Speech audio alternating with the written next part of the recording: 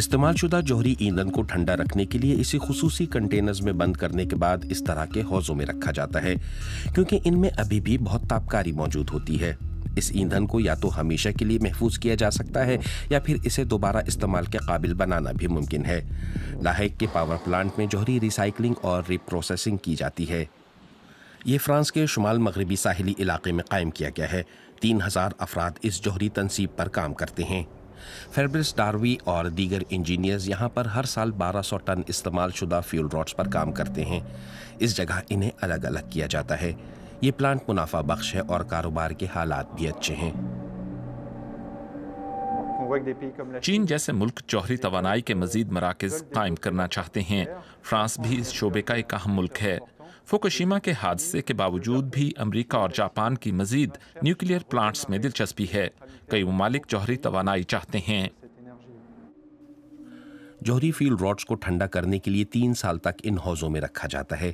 یہ فرانس اور بیلجیم کے مراکز سے لائی گئی ہیں اور دور آسٹریلیا سے بھی۔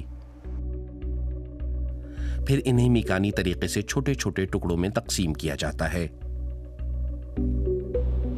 تاہم اس تنصیب کے ان حصوں میں ویڈیو بنانے کی اجازت نہیں جہاں راڈز کو دوبارہ قابل استعمال بنایا جاتا ہے۔ ری پروسیسنگ کے نتیجے میں 3 ایسی اشیاء الگ کی جاتی ہیں جنہیں گاہکوں کو دوبارہ بیچا جا سکتا ہے۔ 4% انتہائی تابکار فاضل اشیاء پگھل کر اس طرح کا شیشہ بن جاتی ہیں۔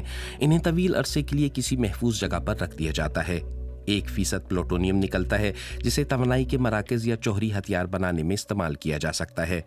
95% یورینیم جسے پاور پلانٹس میں استعمال کیا جا سکتا ہے۔ یہاں پر افزودہ کیے جانے والے یورینیم سے فرانس کی توانائی کی 10% ضروریات پوری کی جاتی ہیں۔ تاہم تحفظ ماحول کے لیے سرگرم خاص طور پر گرین پیس نے یہ نشاندہی کی ہے کہ لاہیگ کی تنصیب ماحولیات کو نقصان پہنچا رہی ہے۔ تابکاری سے آلودہ تقریباً 1 ملین لیٹر پانی روزانہ انگلش چینل میں بہا دیا جاتا ہے۔ اسے پتلا یا ڈائلیوٹ کر کے اسے کم خطرناک بنا دیا جاتا ہے۔ لاہیگ کے منتظمین کا کہنا ہے کہ تابکاری کی سطح حدود میں ہی ہے، تاہم یہاں کے لوگ بدستور پریشان ہیں۔ انہیں خطرہ ہے کہ قریبی پانیوں سے پکڑی جانے والی مچھلیوں یا دیگر آبی حیات کے کھانے سے تابکاری ان کے جسم میں داخل ہو جائے گی۔ میرے خیال میں تابکاری انسانوں اور جانوروں دونوں کے لیے مضر ہے۔